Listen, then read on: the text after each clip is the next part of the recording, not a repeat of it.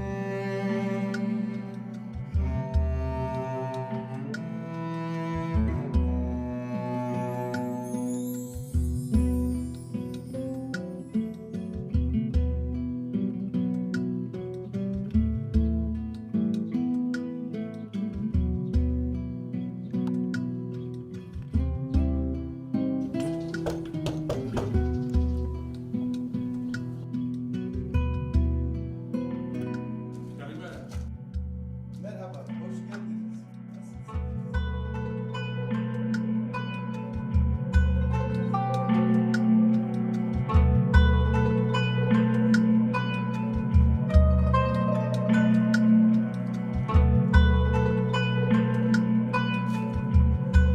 Γεννήθηκα στον Πειραιά από γονείς Συνασίτες. Είχαν γεννηθεί στη Συνασσό της Καπαδοκίας περίπου στο 1900. Γνωρίστηκαν και παντρέθηκαν στον Πειραιά. Ο πατέρας μου έφυγε από τη Συνασσό 12-13 ετών, πήγε στην πόλη και εργάστηκε μέχρι το 22-24 που φύγανε για τον Πειραιά.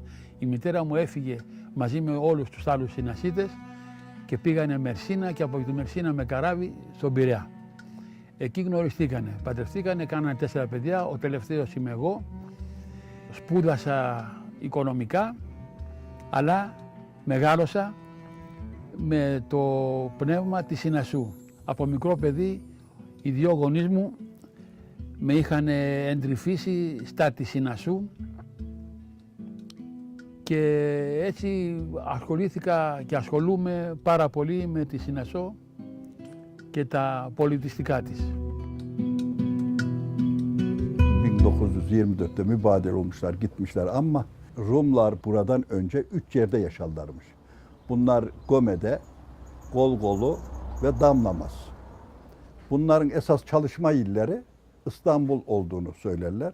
Bu İstanbul'da da Karaköy, Perşembe Pazarı, Balık Pazarı bunların yeriymiş ve buralarda çalışırlarmış. Daha ziyade havyar tüccarlığı ve gemi tüccarlığı yaparlarmış. Buradan Eylül'de bunlar çıkar ve toplu olarak arabalarla, atlarla buraya gelirlermiş. Buraya gelince 3 yere dağılırlarmış. Herkes kendi yerine gidermiş. Sonra yine burada konuşurlarmış. Ne gün gidecek, İstanbul'a ne zaman dönecek diye. Ve aynı yerde yine aynı gün, aynı zamanda buluşurlar ve İstanbul'a giderlermiş. Burayı bir piknik olarak kullanmışlar. En sonunda bunlar bir yer kuralım ki hepimiz buraya gelelim demişler. Ve söylediklerine göre 7-8 tane mühendis göndermişler. 7-8 mühendis Sinossos'un yerini tespit etmişler. Buraya gelip burada bu binaları kurmaya karar vermişler. Ve yakın yerlere giderek adam toplamışlar, dellal çağırmışlar. Ustalar, ameleler, işçiler, bina yapanlar, taştan anlayanlar varsa gelsinler, çalışsınlar diye kimi Yeşilhisar'dan, kimi Aksaray'dan gelmişler, Mucur'dan gelmişler. Mesela bizim akrabalar Yeşilhisar'ı bir köyünden gelmişler. Sonra Rumlar da demişler ki size de ev yapalım, burada beraber yaşayalım diye. Onlara da ev yapmışlar, onlara da yer bulmuşlar ve onlarla beraber burada 1924'e kadar beraber yaşamışlar. Οι Συνασσίτες μένανε εδώ στη Συνασσό, στην Καπαδοκία, από τα πολύ παλιά χρόνια. Υπάρχουν κοιτάπια του 1400. Ζούσανε αρμονικά και φιλικά με τους Τούρκους εδώ, τους μουσουλμάνους. Έγινε η ανταλλαγή, η υποχρεωτική ανταλλαγή των πληθυσμών μουσουλμάνων από την Ελλάδα και χριστιανών από την Τουρκία προς την Ελλάδα. Το 1923 με τη συνθήκη της Λοζάνης. Έφυγαν οι Συνασσίτες ομαδικά, συγκεντρωτικά και πήγανε στη Μερσίνα με τους Αραμπάδες και από ό,τι μου έλεγε η μητέρα μου, οι Τούρκοι, οι γείτονές τους, είχαν στεναχωρηθεί πολύ και πολλοί έκλαιγαν όταν έφευγαν οι Συνασσίτες, οι Έλληνες. Πήγανε στη Μερσίνα και από τη Μερσίνα με καράβια πήγανε στην Ελλάδα. Προσπάθησαν να κάνουν χωριό στην Ελλάδα, νέα Συνασσός, όπως έγιναν με όλα τα άλλα χωριά, αλλά δυστυχώς δεν ευδόκησε. Τώρα έμεινε ένα χωριό στη Βόρειο Εύβοια, στην Ιστιαία, η νέα Συνασσός, αλλά δυστυχώς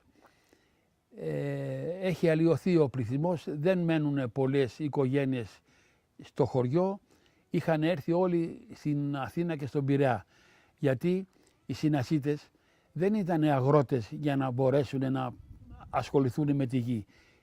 Ήταν έμποροι κυρίως στην πόλη. Στην πόλη οι Συνασσίτες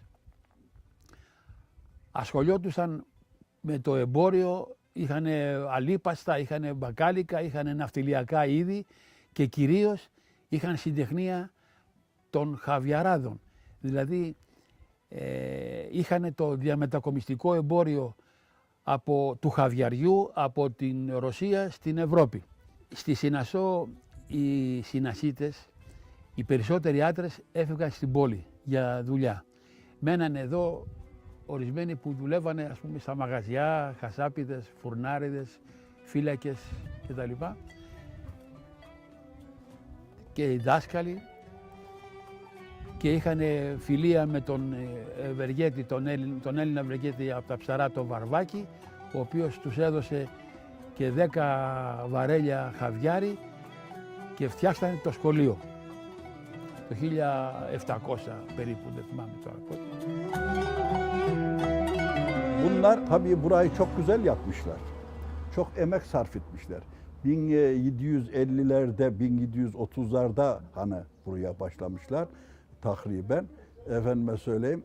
Bura güzel olmuş. Burada anlattıklarına göre kasaplar, manavlar, ondan sonra lokantalar, fırınlar, doktorlar, eczane yapmışlar. Burayı bir küçük İstanbul yapacak diye başlamışlar buraya ve burayı da çok sevmişler. Neyse burayı yaptıktan sonra tabii geldiklerinde bütün yerli ve kendileri yani burada birlikte üzüm sermeye giderlermiş. Bu üzüm sermeye giderken düğüne gider gibi herkesi davet ederlermiş, giderlermiş. Bir ceviz indirmeye giderlermiş. Davuluna, zurnayla giderlermiş. Yani bir birlik, beraberlik varmış. Siz Türksünüz, biz yabancı filan yok yani. Böyle bir şey varmış, ahenk varmış. 1924'te mübadele olmuş. Annem 4 yaşında gelmiş. Tabii ki o zaman oradaki mallarımız orada kalmış. Oradaki tapularla beraber buradan yer vermişler dedemlere. İşte annem bunları hep anlatırlardı, dedemler anlatırlardı, ağırlardılar, toplanıyorlardı oraları falan, çektikleri acıları. Anlatıyorlardı dedemler. Ben de onları hep dinlerdim. Anne, masal gibi geliyordu. Her şeyi tabii bilmiyorduk. Buradan gelen Rumları orada herkesin evine dağıtmışlar tabii. Önce onlar gelmiş. 6 ay, 1 sene falan beraber kalmışlar. Bizim eve de bir tane bayan, bir de yanında genç kızı varmış. Onlar beraber gelmiş. İlk önceleri alışamamışlar. Yemek yemiyorlarmış falan. Çok üzülüyorlarmış onlardan. Ondan sonra alışmışlar. Ondan sonra oradaki Rumlarla da bizim iyi geçiniyorlarmış. Sadece işte o çeteler ekinlerimizi yakıyorlarmış. Koyunları olanların koyunlarını çalıyorlarmış.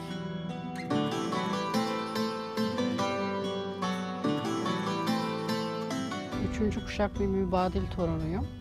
Mustafa Paşa'da doğdum, büyüdüm. Ama ailem 1924'te mübadelede Yunanistan'ın Kastorya ilinin Jerveni köyünden buraya göç ettiler. Ve Jerveni köyünün tamamı Mustafa Paşa'ya göç etti. Ben de o ailenin çocuklarındanım. Yaşadıkları müddetçe Jerveni'yi hiç unutmadılar. Ya oradaki yaşantıyı ve buraya geldiklerinde hem yolculuk sırasında hem de buradaki yaşamları sırasında geçirdikleri zorlukları birebir yaşadık. Ve devamlı anlatıyorlardı Jerveni köyünü. Tabii ki onlar için çok zor bir olaydı.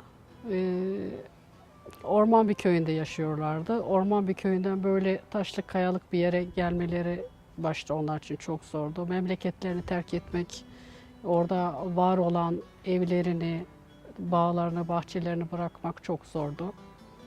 Ama buraya yeni bir hayata başladılar. Buraya yerleştiler. Ama oradan yanlarında getirdikleri çok yetersizdi. Ve buraya ayak uydurmaları çok zordu. Ve böylesi taşlık bir arazide yeni bir hayat kurmak onlar için çok zordu. Bize hüzünlü bir miras bıraktılar. Ya o hüznü hep taşıdılar içlerinde. Çünkü yaptıkları yemeklerde, söyledikleri türkülerde, anlattıkları masallarda sessizce bize aslında Jerveni'yi anlattılar. Ve hiç unutamadığım anılardan mesela anneannem bir gün böyle Nisan ayında papatyalar çok güzel açmıştı. Ve o papatyalara şöyle bir baktı. Çok güzelsiniz ama Jerveni'deki gibi değilsiniz. Yani o derece özlem duyuyorlardı. Hiçbiri gidemedi. Ancak biz 3. kuşak daha sonradan gidebildik.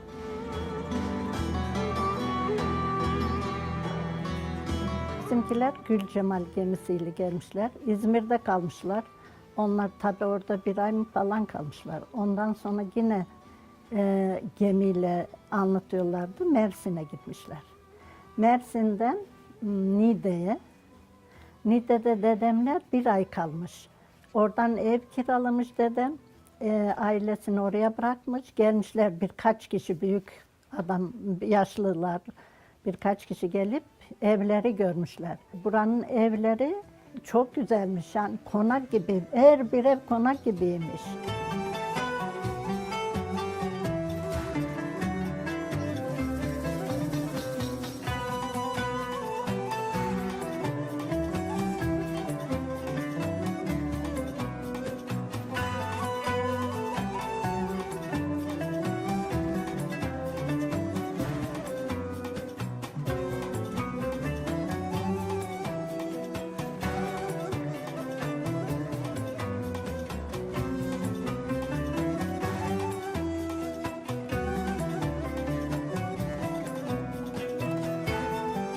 ...1924'te mübadele olacağı sırada dellal çağrılıyor. Dellal Anos, şimdiki Anos. Diyorlar ki kızlarımızdan Türk erkekleri isteyen olursa verecek diye. Biliyor musun? Neyse buranın sahibi de Marika, babası bağdaymış. Babası gelince demiş ki baba sen yoktun, dellal çağrıldı, kızlarımızı isteyen olursa verecek diye. Sen de beni verin mi demiş. O da demiş ki sen istersen, seni de isteyen olursa veririm demiş. Yukarıda Seyit varmış, Seyit. Marika Seyit'e aşığımış, Seyidiya'ya. Neyse alıyor Marika'yı. Tabii Marika'yı aldıktan sonra o zaman takriben 46-47, 1946-47 sene ben 6-7 yaşında, 7-8 yaşındayım. Babamla bağdan geliyorduk eşeklerine. Tabii eşeklerde küfeler yüklü. Marika'da kapının önünde oturur. Marika çok güzel bir kadın. Uzun burunlu, uzun yüzlü, Gogunalı. Goguna yazma şey edilmiş yani, oya yapılmış. Saçın altından bağlanır, oyalar sallanır, böyle bir şey. Sonra kurşunu bir elbise giyinmiş, bir etek, kapının önünde oturur. Babam der ki Marika gel. Marika gelir eşeklerin başına, küfelerin. Açar önlüğünü Marika. Üzüm verir, domates verir, biber verir, neyse verir. Marika sevinerek içeri gelir. Bir gün dedim ki baba biz ta uzaklardan getiriyor bunları. Sen bu kadına veriyorsun. Hani niye veriyorsun? O da dedi ki bana oğlum biz amcalarına öksüzdük. Fakir idik. Rumlar bizi bilirlerdi. Bize ufak işlerini gösterdilerdi. Bize para verirlerdi, elbise verirlerdi, yiyecek verirlerdi. Biz de sevinirdik derdi. Biliyor musun? Onlar gitti, bu gariban kaldı. Bu kimseden istemez, kimse de buna vermez derdi. O zaman ben dedim ver. Sonra neyse gel oldu gidiyor. Ben Marika'yı çok seviyordum. Marika teyzeye kaçmaya başladım gayrım. Buraya evden kaçıyordum boş kaldığım zaman. Burada oynuyordum. Marika teyze buraları süpürüyordu. Ben de yanında duruyordum. Öğlen oluyordu. Bazı şeyleri yapıyordum. Bana da yediriyordu. Neyse şimdi burayı ben çok seviyorum. Güzel yer. Marika'yı da çok seviyordum. Bura otel olacak. Otel bittikten sonra da adını Marika Otel koyacağız. Burada yaşayan Rumlar tabii ki bu görkemli evlerden biz anlıyoruz yani o dönemde ne kadar kültürlü ve maddi açıdan ne kadar zengin olduklarını görebiliyoruz. Daha çok ticaretle uğraşıyorlar İstanbul'da ve bu ticaretini kazandıklarını yine Sinosos'a harcamışlar. Bunlar güzel evler yapmışlar. Hani 1700'lerde, 1730'larda 3 katlı evler yapmışlar. Bunlar kolay değil yani.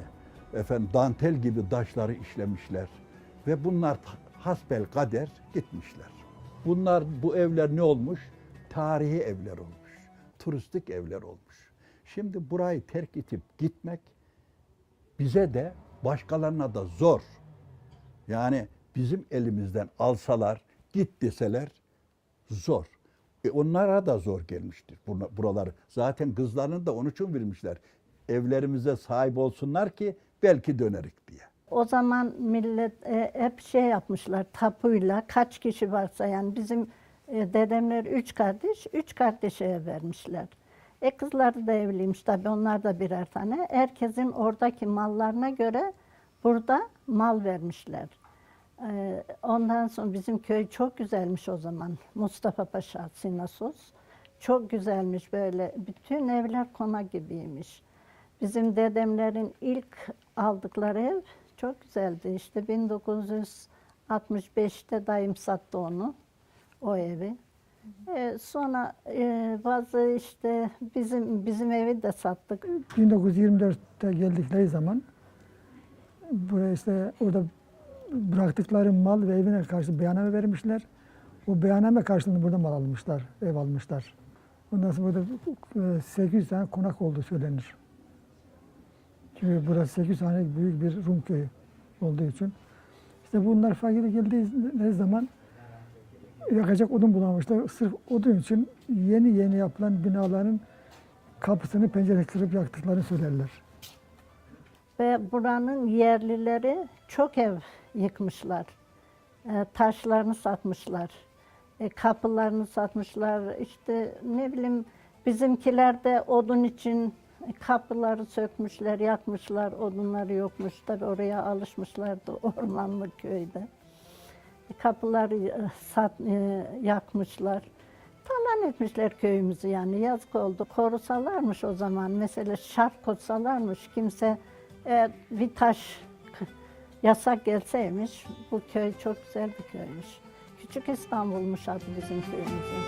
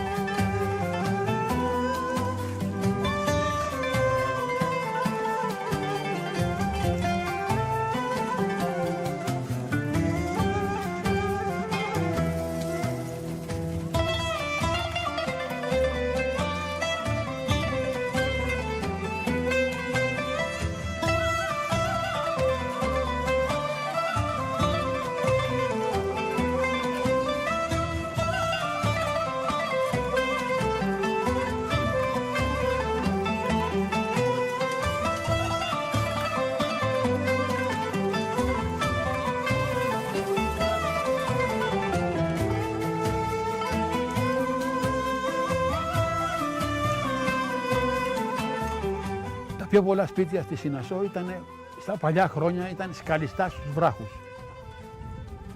Μέσα στα ρέματα, μέσα στις κοιλάδες. Εδώ έγινε η Σινασός για να μην φαίνεται από τον έξω περίγυρο. Για να είναι ήταν κρυμμένη η Σινασός. Στα νεότερα χρόνια φυσικά άλλαξε το τοπίο. Συνεχεία των σκαλιστών σπιτιών χτιστήκανε τα νεότερα σπίτια, τα οποία τα έκτισαν οι Συνασίτες, οι Χαβιαράδες, οι οποίοι ερχόντουσαν από την πόλη μετά από 30 χρόνια δουλειάς με λεφτά και χτίζανε τα σπίτια αυτά που βλέπετε, τα σκαλιστά, τα υπέροχα με τα φορούσια, με τους μεάνδρους, με τους δικέφαλους αετούς, με τα μπαλκόνια, και έχει χαρακτηριστεί η Σινασός διατηρητέος οικισμός από την UNESCO.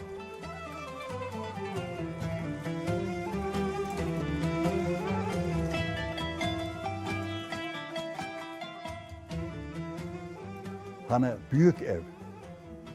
Büyük evde adam hem kokmuş hem de oturamamış yani. Bazı küçük illere taşınmış ama bu büyük evi satmış. Bu büyük evi satanlar, alanlar da buranın taşlarını yıkmışlar, yakın köylere satmışlar. bura harabiye dönmüş. Daha da bakmamışlar, anlamamışlar. O zamanın muhtarları ve muhtarların yakınları, birkaç, mesela Hacı Usta vardı burada, Hasan Hüseyin Usta. Onlar sırf taş satmak için çok konakla yıkıp taşlar satmışlar. Burada Bahçeli Köyü var. Ondan sonra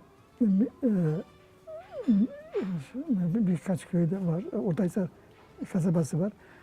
Buradan o köylere, kasabalara ev yapmak için taş götürürler buradan.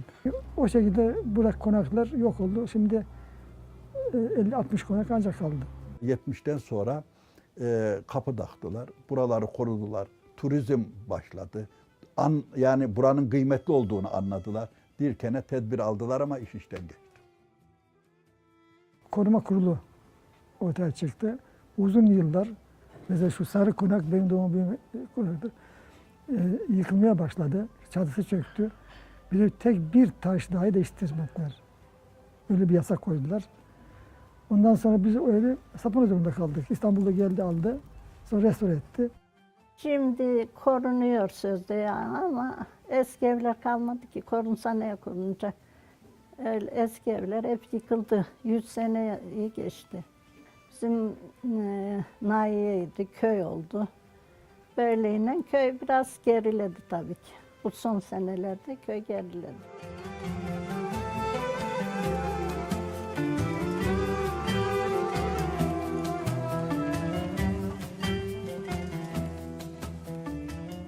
Hayatta var daha konaklar var. Bu konakları, bu gibi evleri yaptırmak zor. Yaptırmak zor, çok para istiyor. Yaptırınca da adam nasıl oturacak bu fiyata, bu paraya, bu masrafa nasıl oturacak? Onun için kuvveti yok, gücü yok, yaptıramıyor. Yaptıramayınca da buraları Kültür Bakanlığı da hani gelişigüzel yapılmaya müsaade etmiyor. Böylelikle yağmur, kar, çamur, parasızlık eridip götürüyor. O güzelim o yapılar yani bilinçsiz bir şekilde yıkıldı koydu bir de. Çok güzel evler vardı. Eğer o evler neler duraydı, o mahalleler duraydı. Mesela şimdi çağırıyorlar hani sermayeler buraya Türkiye'ye gelsin diye. Esas sermaye gitmiş, şimdi sermaye gelsin diyor şimdi. Bak neden acaba gitmiş bu sermayede? Niye şimdi çağırıyorlar?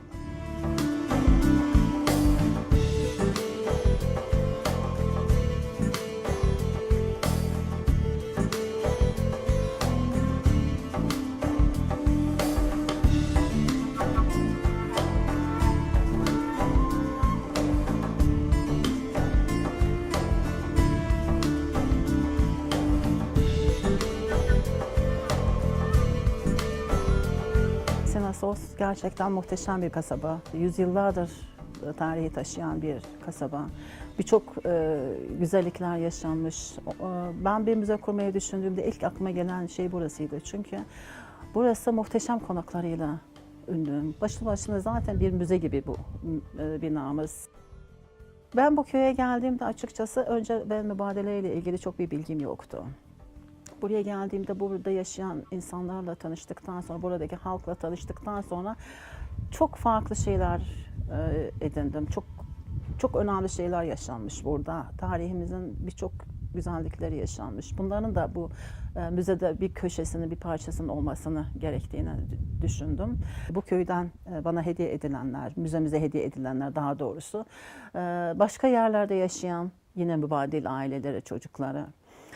Biz bunları işte birer emanettir, bu tarihimize mal olmuş şeylerdir. Korunması gerekiyor. Biz koruyamayabiliriz. Siz daha iyi korursunuz diye müzemize hediye edilen o kadar önemli, o kadar güzel, kıymetli şeyler var ki artık bu bir görev oldu.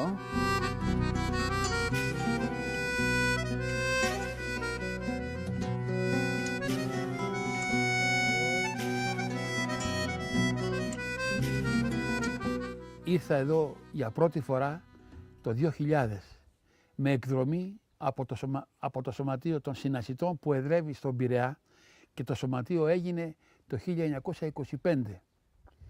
Μόλις φύγανε από τη Σινασό, πήγανε στην Πειραιά και κάναν σωματείο. Το 1982 έγινε η πρώτη εκδρομή, δεν μπόρεσα να έρθω. Το 2000 ήρθα για πρώτη φορά και έχω έρθει μέχρι τώρα 8 φορές.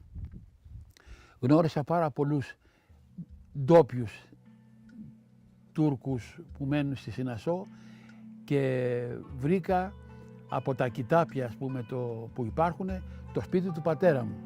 Το σπίτι του πατέρα μου είναι στον Άγιο Κωνσταντίνο, στην εκκλησία δίπλα. Είναι εγκαταλελειμμένο.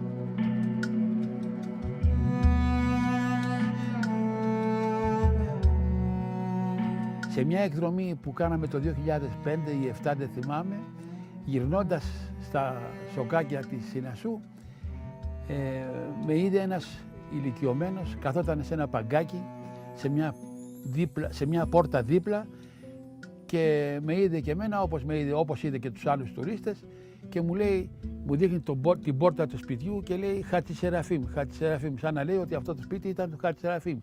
Χατζη Σεραφείμ ήταν το επώνυμο της μητέρας μου. Εγώ τα χάσα. Για πρώτη φορά βλέπω το σπίτι της μητέρας μου.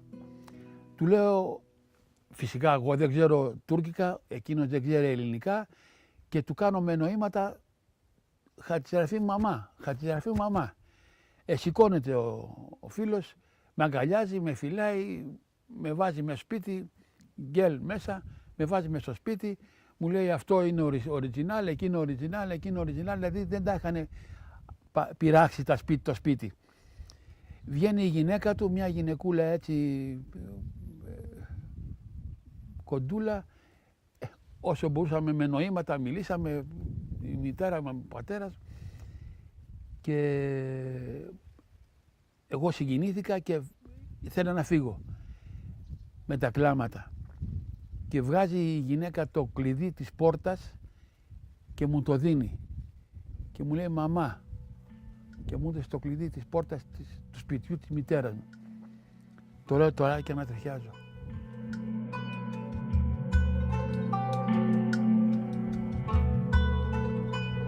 Και έτσι είχαμε εδώ πάλι μετά από τόσα χρόνια, αλλά δυστυχώς έχουν πεθάνει οι κάτοικοι του σπιτιού και είναι εγκαταλελειμμένο.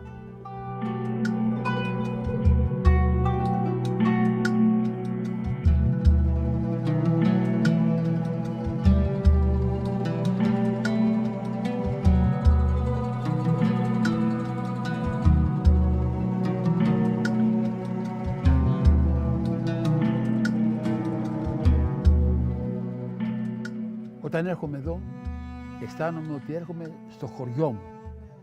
Δεν είχα νιώσει χωριό εγώ γεννημένος στον Πειραιά, αισθάνομαι ότι έχω έρθει στο χωριό μου. Γίνομαι άλλος άνθρωπος. Η συγκίνηση, καταλαβαίνετε, είναι μεγάλη.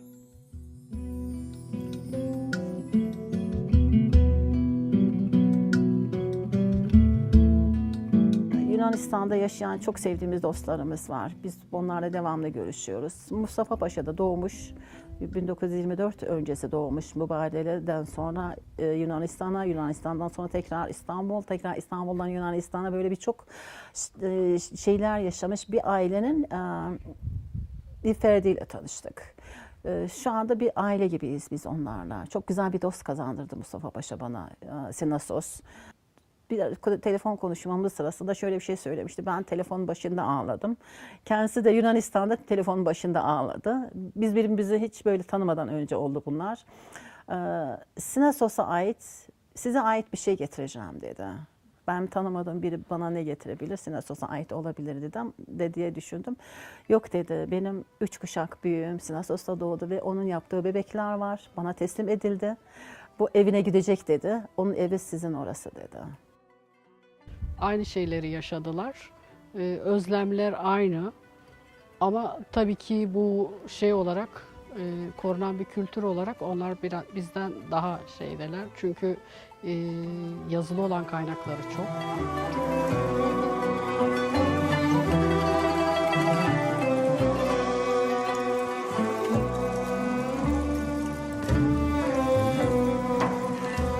Ένας μεγάλος συνασίτης υπήρξε ο Σεραφείμ Ρίζος. Εκτός από τον Τακαδόπουλο, τον Λάζαρο που έκανε το σωματείο και το λειτουργήσε ήταν ο πατέρας του σωματείου, ο Σεραφείμ Ρίζος έμεινε στη Νέα Συνασσό σαν ακρίτης και αφοσιώθηκε στη διατήρηση της Νέας Συνασσού του χωριού στην Ιστιαία. Τον βρήκε γύρω στο 60, μου φαίνεται 55, η Μέλπο Μεριέ του Κέντρου Μικρασιατικών Σπουδών και τον παρακάλεσε να γράψει αναμνήσεις του. Ήταν δάσκαλος και στη Συνασσό, εδώ δηλαδή, πριν από την ανταλλαγή.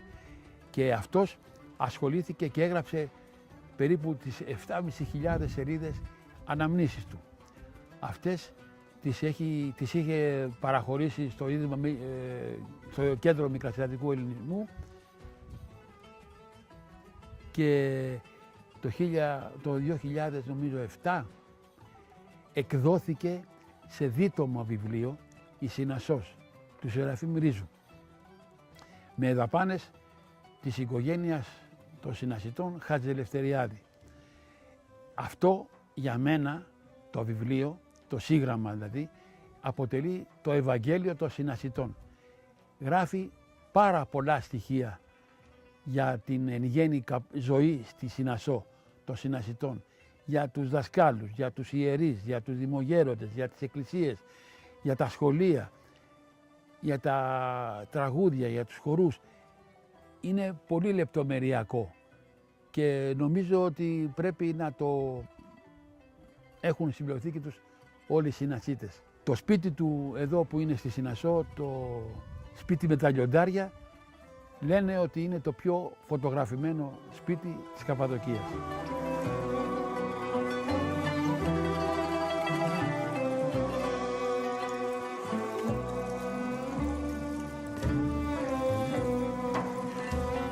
Buradan göç eden Rumlar her yıl kendi köylerine ziyarete geliyorlar Mustafa Paşa'ya ve onlar da kendi kültürlerini görmek istiyor. Bıraktıkları konak evleri ziyaret ediyorlar, dedelerinin evlerini. Her yıl geliyorlar ziyaretlerine. Şimdi yine Rumlar geliyor Yunanistan'dan, Atina'dan. Atina'da buradan gidenler bir köy kurmuşlar. Bu köyün aynı sistemini kurmuşlar.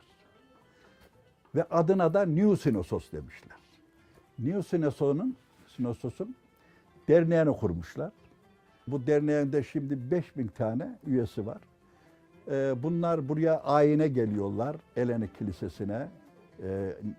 Mayıs'ın sonlarında yahut da Haziran'ın başlarında. Biz onlarla konuşuyoruz, onlarla geziyoruz, sohbet ediyoruz. Onlar bize anlatıyor, biz onlara anlatıyoruz, konuşuyoruz. İyi bir vakit geçiriyoruz. Έχουμε δημιουργήσει πολλοί συνασσίτες Έλληνες, έχουμε δημιουργήσει πολύ καλές σχέσεις με τους ντόπιους, οι οποίοι οι περισσότεροι έχουν έρθει από τη Μακεδονία και αισθάνονται κατά κάποιο τρόπο μισοέλληνες και μας υποδέχονται πάρα πολύ φιλικά με τραπέζια, με γλέντια κτλ. Η συγκίνηση είναι μεγάλη, αλλά το μεγάλο πρόβλημα είναι ότι δεν ξέρουμε τουρκικά και δεν ξέρουμε ελληνικά. Μεγάλο πρόβλημα αυτό. Εγώ έχω δημιουργήσει μερικές φιλίες εδώ από τους ντόπιους επειδή έχω έρθει συχνά. Πέραν τούτου δεν μπορούμε να κάνουμε, γιατί δεν είναι το πρόβλημα, το μεγάλο εμπόδιο είναι η γλώσσα. Buraya geldiklerinde Rumlar herkes kendi evini ziyaret etmek istiyor. Tabii dedesinin evini, o anılarını yaşamak istiyor. Ve onunla ilgili bir çalışma yapıldı. Buradan giden Rumların evleri, işte birinci sahipleri kimse onlar tespit edildi. Ve gelen torunlara işte dedesinin ismini söylediği zaman dedesinin ismini gösterebiliyoruz. Ve herkes kendi evinde konaklayabiliyor. Mustafa Paşa halkı giden halkı misafir ediyor evlerinde. Sarı Konağın benim doğma büyüme olan konakta bile onun torunu geldi ve onu gezdirdim, bilgiler verdim. Adamın gözleri yaşardığını hissettim yani.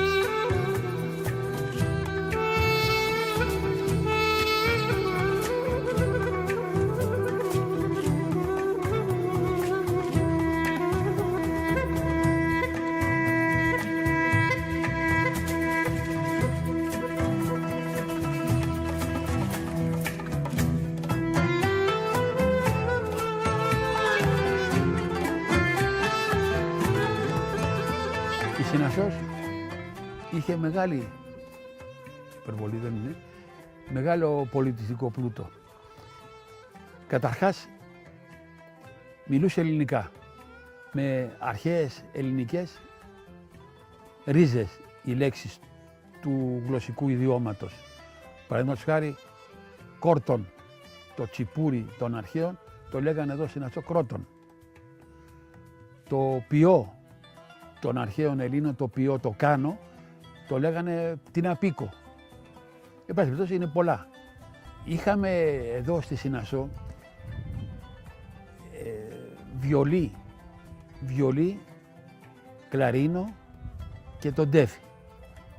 Κλαρίνο σπάνιο στην Καπαδοκία. Το βιολί ήταν κατάλοιπο της λύρας, της Καπαδοκικής. Το κλαρίνο ήταν σπάνιο στην Καπαδοκία. Το είχε φέρει ο Μελετιάδης, ο Κωστής Μελετιάδης, ο οποίος ήταν και ζωγράφος. Είχε φύγει από εδώ μικρό παιδί, είχε πάει στην Βενετία, είχε σπουδάσει, δεν ξέρω πώς λεπτομέρεια, είχε σπουδάσει ζωγράφος και έφερε το κλαρίνο και εκτός από τη ζωγραφική που έχει ζωγραφίσει με τοιχογραφίες τα περισσότερα σπίτια της Συνασσού με σπουδαίες τοιχογραφίες, συμβολικότατες. Bu bina Güllü Hanım Konağı diye geçiyormuş. Mimarlık fakülteleri tarafından incelenen bir bina. Çünkü biz restorasyonunu da yaparken asla hiçbir tarafta değişiklik yapmadık. Kapıların hepsi orijinal. Çok muhteşem bir tane şapelimiz var. Bu şapelimiz çok çok özel zaten. Bölgedeki şapellerden çok özellikle farklılıkları var.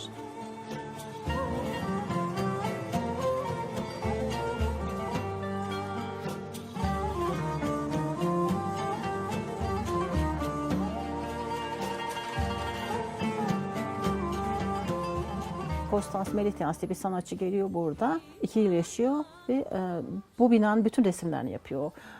Şapelin yukarıda işte sadece bir bu odada kaldı, bir de oradaki orijinal kapıda odada kaldı. Duvar freskleri falan tamamıyla diğerleri siliniyor. İşte badana yapılıyor falan böyle. O resimlerin Kostas Meletias tarafından yapıldığını 1860'larda onu biliyoruz. Yani tarihleri falan var çünkü. Ο Κωστής Μελετιάδης ήταν εκτός από μουσικός, κλαρινίστας, κλαρίνο με 7 κλειδιά έπαιζε. Τώρα δεν ξέρω αυτό τι σημασία έχει. Ήταν και ζωγράφος, λαϊκός ζωγράφος της Συνασσού, σαν ο Θεόφιλος ας πούμε της Συνασσού. Είχε ζωγραφίσει τα περισσότερα σπίτια στη Συνασσό, μέσα εσωτερικές τοιχογραφίες. Είχε ζωγραφίσει και αγιογραφίες στο ναό του Αγίου Βασιλείου, ένα ξοκλήσι κοντά μέσα στη Συνασσό σχεδόν, το οποίο ήταν παλαιό κρυσφύγετο, σκαλιστό κρυσφύγετο με 3 πατώματα κάτω και ήταν κρυσφύγετο που λένε ότι κρυφτήκανε οι Συνασσίτες σε αυτό όταν είχαν επιδρομή από αλόθρησκους. Πολλές τοιχογραφίες του Κωστή Μελετιάδη ήταν πραγματικά γεγονότα. Ας πούμε στο σπίτι του Σουλτανίδη τώρα είναι λέσχη φοιτητών, υπάρχει μια τοιχογραφία, πραγματικό γεγονός. Είχαν πάει ο Τσάρεβιτς, ο Νικόλαος, που έγινε ο τελευταίος τσάρος της Ρωσίας, ο τελευταίος αυτοκράτορας, είχαν πάει σαν φίλοι με τον ξάδερφο του, τον πρίγκιπα Γεώργιο της Ελλάδος, τον Μουστακαλή, το 1892 είχαν πάει στην Ιαπωνία. Και στο Ότσου της Ιαπωνίας κάποιος Ιάπωνας έβγαλε το σπαθί του και πήγε να τον σκοτώσει τον Τσάρεβιτς, επειδή είχε προηγηθεί ένας ρωσο-ιαπωνικός πόλεμος. Και ο πρίγκιπας ο Γεώργιος με το ραβδί του τον απέκρουσε. Αυτό το γεγονός έχει ζωγραφίσει μετά από ένα χρόνο ο Κωστής Μελετιάδης στο σπίτι του Σουλτανίδη. Έχει ζωγραφίσει επίσης ένα σπίτι, τώρα τελευταία το είδα εγώ, από μια φωτογραφία, στη Συνασσό, στίχο του Σοφοκλή, από την Αντιγόνη του Σοφοκλή. Πολύ σημαντικό.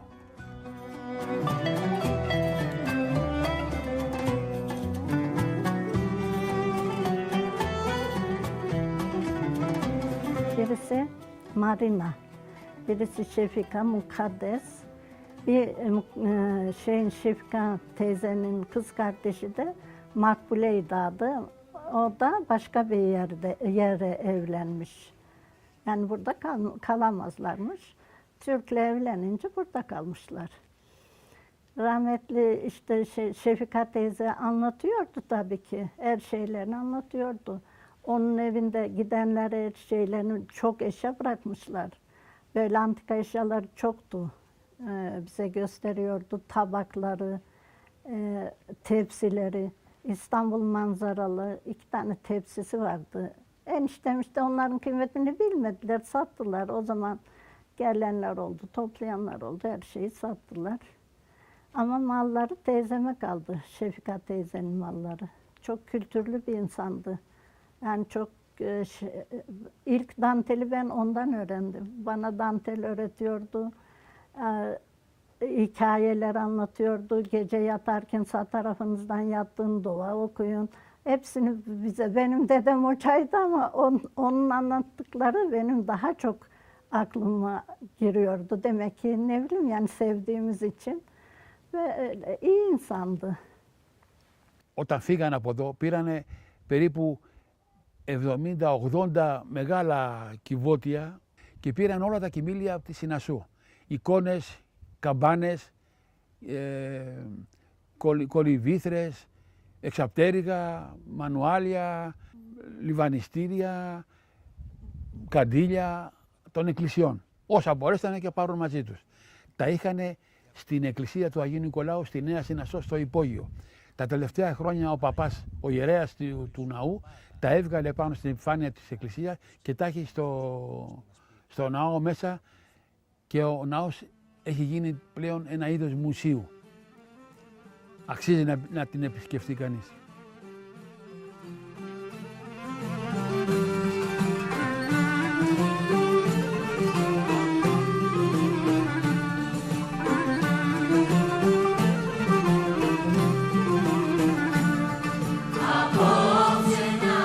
Είχε πάρα πολλά παλιά, αρχαία, ελληνικά τραγούδια του ακριτικού κύκλου, ακριτικά τραγούδια, σχεδόν άγνωστα στην εποχή μας.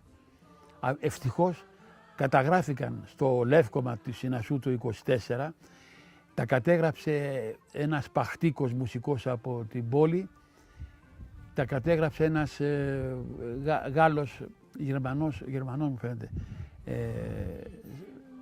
παλιά, το 1860, και ο Σοφρονιάδης, μουσικολόγος Συνασσίτης, σπουδαγμένος στο Παρίσι, έχουν καταγραφεί με νότες ευρωπαϊκές. Επίσης, είχαμε χορευτικά τραγούδια, τα οποία χορευόντουσαν με τους κυκλικούς χορούς, σε κλειστό κύκλο, κυρίως γυναίκες τα χόρευαν. Πιθανόν να προέρχονται από τους κύκλους χορούς των αρχαίων Ελλήνων που τους χόρευαν γύρω από τον βωμό. Το Μαλαματένιο Σαργαλιός, το Πάγος του Προύσα στα βουνά, το σήμερα στη Σημεριανή, απόψε τα μεσάνυχτα και άλλα. Είχανε όμως και τον Πανελλήνιο Συρτό. Αν δεν κάνω λάθος, μόνο στη Συνασσό χόρευαν τον Πανελλήνιο Συρτό. Στον Συρτό χόρευαν και άντρες, πιασμένοι όμως με μαντίλια. Οι γυναίκες με τους άντρες πιασμένοι με μαντίλια, για ευνόητους λόγους. Είχανε έναν γυναικείο αντικριστό χορό, τον περίφημο Ίσο. Τον χόρευαν μόνο γυναίκες. Ένας μοναδικός χορός, το και λέω μοναδικός, γιατί όπως τον χόρευαν στη Συνασσό, δεν τον χόρευαν πουθενά άλλου. Μόνο στη Συνασσό τον χόρευαν. Οι άντρες χόρευαν τον πανκαπαδοκικό χορό, τον χορό των κουταλιών, που το λένε και κόνιαλοι, αλλά στη Συνασσό το χόρευαν με πολλές φιγούρες και τσαλίμια. Ήτανε χορός φιγούρας. Γιατί γινόταν και το νυφοπάζαρο μεταξύ των χορευτών και των κοριτσιών που παρακολουθούσαν. Και ερχόταν τα προξενιά που λέγαμε. Και γινόταν τα συνοικέσια. Mustafa Paşa'nın bir özelliği göç eden mübadiller Cerveni köyünden olduğu gibi bir köye yerleştikleri için ve dil bilmedikleri için çok çabuk çözülemediler. Bir arada yaşadılar ve kültür oldukça korundu. Ve bugünümüzde bile Mustafa Paşa'da yaşayan bir kültür var, mübadil kültürü var. İşte bu yemeklerimizden tutun da gelenek, görenek, adetlerimiz bugün hala yaşıyor capcanlı. 100 yıl önce dedelerimiz nasıl düğün yapıyorlarsa Cerveni'de biz o düğünü aynı şekilde yaşatıyoruz.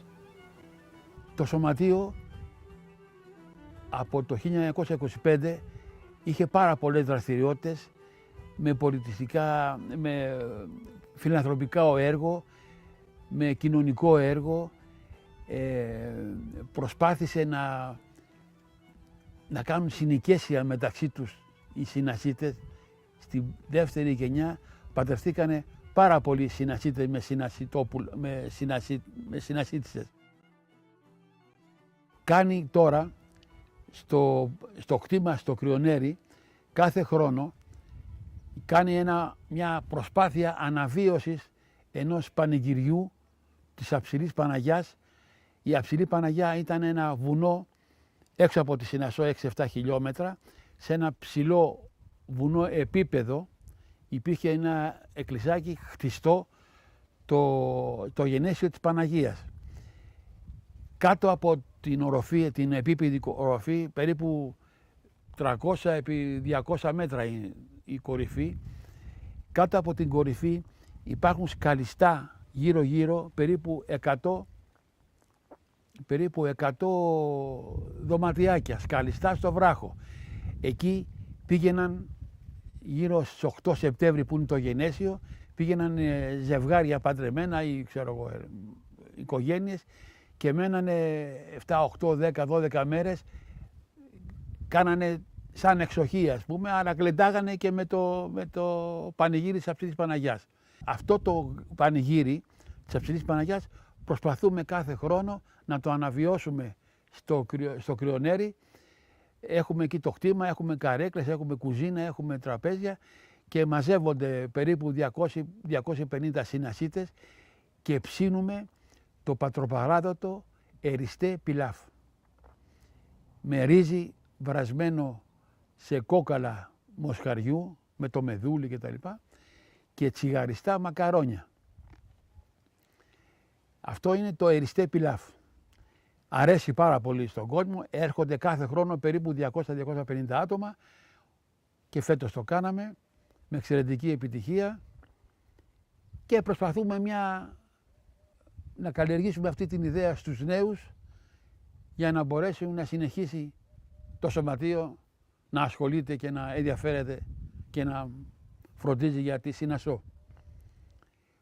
Πάντως είπα και προηγουμένως ότι το πρόβλημα το μεγάλο είναι η γλώσσα. Αν είχαμε κοινή γλώσσα ας πούμε, μπορούσαμε να ερχόμασταν πιο συχνά στη Συνασσό.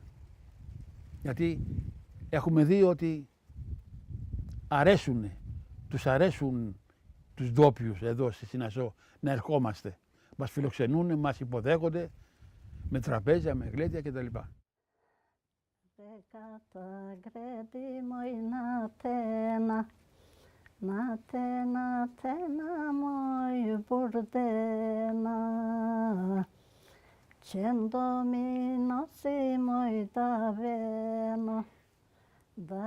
Radyo vardı o zaman 1952'de dayım radyo almıştı.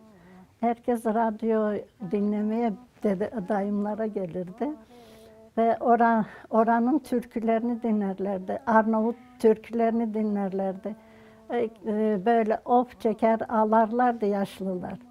Ama hepsi çok arzu ediyorlardı gidip bir daha gitsek de sonra ölelim derlerdi. Kısmet olmadı, hiçbiri gitmedi. Ben gittim, gidince buradan su götürdüm. Oradaki mezarlara döktüm ama bilmiyoruz tabii mezarlar hiç kalmamış. Sadece toprak. Oradan da toprak getirdim, buradaki mezarların üstüne serptim. Böyle vasiyet koyu derlerdi. Kim giderse derdi oranın toprağından getirsin, bizim mezarımıza serpsin. Ben de hep yaşlıların mezarına toprak getirdim, serptim. Öyle işte insan kendi kendine bir teselli buluyor. Uzun yıllar o hayalle burada yaşamışlar. Ondan sonra umutlar kesince bu sefer anneannem devamlı bize masal gibi anlatırdı bunları. Şimdi oraya gitsem anneannemin anlattıklarını aynen uygulayabilirim gibi geliyor bana.